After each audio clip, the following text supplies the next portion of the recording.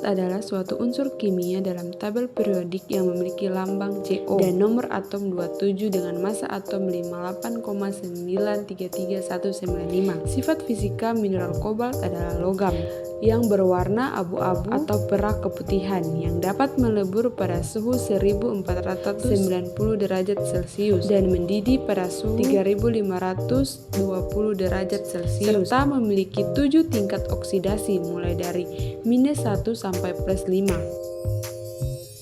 Saraf manusia memerlukan yang namanya kobalt, yaitu metalik vitamin B12. Kobalt sangat penting untuk eritropoiesis dalam tubuh manusia karena merupakan konstituen dari kobaltamin. Kobalt juga berfungsi sebagai pengganti mangan dalam aktivasi beberapa enzim seperti dideptudase glikigene dan juga dapat menggantikan zinc di beberapa enzim serta mengaktifkan yang namanya fotopotravarases di dalam enzim lainnya. Regulasi pencernaan dan metabolisme kobal. Kobal diserap sebagai komponen B12. Efisiensi penyerapan kobal bervariasi dari 18% hingga 97%, tergantung pada bentuk kimianya, dosis, serta hubungannya dengan asupan makanan yang kita konsumsi. Absorpsi kobal terjadi pada bagian atas usus halus mengikuti mekanisme absorpsi besi. Absorpsi kobal akan meningkat bila konsumsi besi rendah. Karena kobal merupakan logam esensial dan komponen vitamin B12, absorpsi kobal terakumulasi terutama di darah, ginjal, limpa, hati, dan lebih sedikit di tulang, testis, dan juga otak. Dalam darah, kobal diangkut secara terikat dengan albumin dan selanjutnya dimasukkan ke dalam vitamin B12. Nah, jumlah yang diserap disimpan di dalam hati dan juga ginjal. Mayoritas kobal yang kita konsumsi dan tertelan akan disekresikan melalui ginjal. Rata-rata yang disekresikan adalah 0,26 mg setiap hari. Sebanyak 85% sekresi kobal dilakukan melalui urin dan selebihnya dilakukan melalui feses dan keringat. Efek dari kelebihan dan kekurangan kobalt. Yang pertama, efek kelebihan. Tergantung dari organ yang dituju, penumpukan kobalt dapat meningkatkan risiko gangguan paru-paru, penyakit jantung, hilang pendengaran, hingga gangguan penglihatan. Selanjutnya, efek kekurangan kobalt.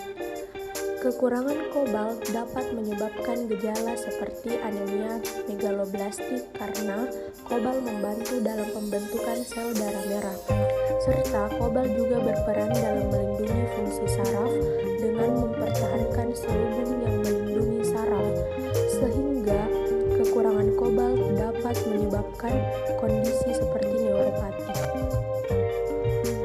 Saran konsumsi kobal yaitu cara terbaik untuk memenuhi kebutuhan kobal adalah melalui diet yang seimbang dan kaya akan vitamin B12.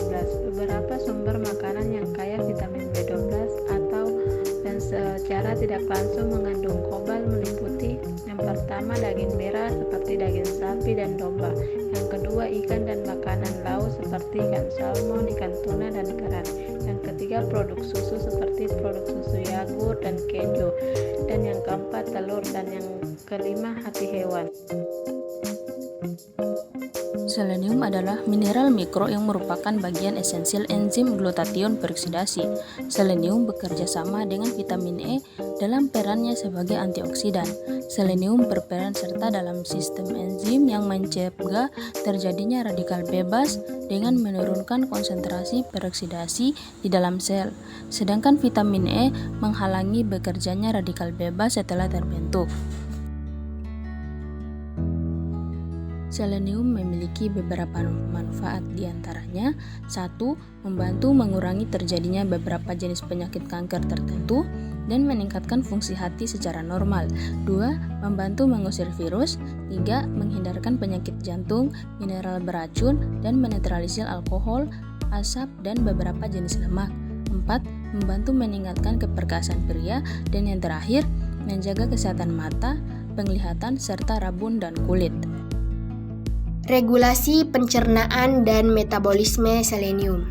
Pada saat selenium masuk ke dalam tubuh manusia, selenium terbagi dalam dua bentuk, ialah bentuk anorganik dan bentuk organik. Selenium dalam makanan terdapat dalam dua bentuk utama, yaitu selenometinain dalam makanan nabati dan selenocysteine dalam makanan hewani. Selenium dari makanan diserap di usus halus dengan tingkat absorpsi yang bervariasi antara 50% hingga 100% tergantung pada bentuk dan komposisinya. Selenometinain memiliki tingkat absorpsi yang lebih tinggi dibandingkan selenocysteine.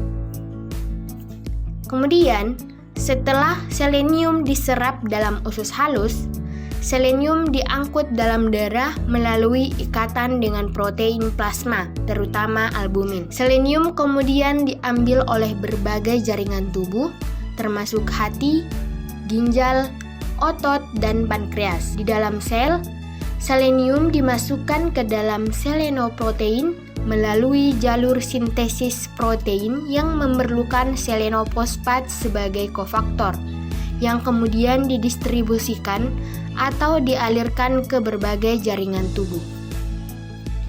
Ekskresi selenium terjadi melalui urin, feses, dan sedikit melalui keringat dan nafas. Ginjal memainkan peran utama dalam ekskresi selenium. Bentuk ekskresi utama adalah trimetilselenonium, hasil dari metilasi selenium di hati. Ekskresi ini dapat membantu menjaga kadar selenium dalam tubuh agar tetap seimbang dan mencegah toksisitas.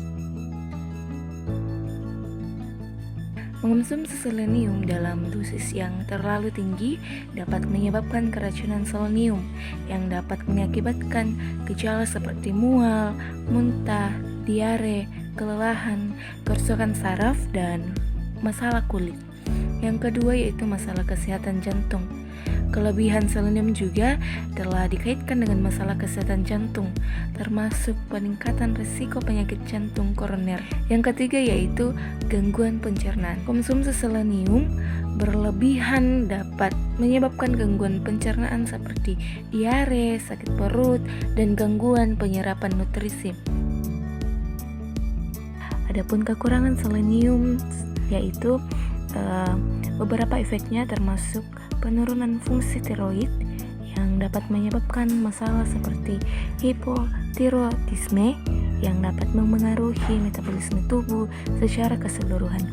Selain itu, kekurangan selenium juga dapat mengganggu sistem kekebalan tubuh, meningkatkan risiko infeksi, dan mengurangi kemampuan tubuh untuk melawan penyakit. Dalam jangka panjang, kekurangan selenium juga dapat berdampak pada kesehatan reproduksi, termasuk masalah kesuburan pada pria dan wanita. Oleh karena itu, penting untuk memastikan asupan yang cukup dari sumber makanan yang kaya akan selenium, seperti kacang-kacangan, biji-bijian, daging, dan produk-produk laut. Saran konsumsi selenium. Yang pertama, konsumsi makanan kaya selenium. Makanan sumber selenium meliputi seafood, daging, unggas, telur, dan produk susu. Yang kedua, suplemen selenium. Jika sulit untuk memenuhi kebutuhan selenium melalui makanan, kita dapat mempertimbangkan untuk mengonsumsi suplemen selenium. Namun, konsultasikan terlebih dahulu dengan dokter atau ahli gizi sebelum mengonsumsi suplemen tersebut. Yang ketiga, perhatikan kebutuhan individu. Kebutuhan selenium dapat bervariasi tergantung pada faktor-faktor seperti usia, jenis kelamin, dan kondisi kesehatan.